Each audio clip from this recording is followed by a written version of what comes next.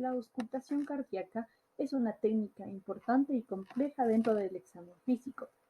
Requiere de experiencia y educación al oído para que se pueda ejecutar. La auscultación cardíaca nos permite analizar escuchando a través del estetoscopio los ruidos y silencios provenientes de la actividad del corazón.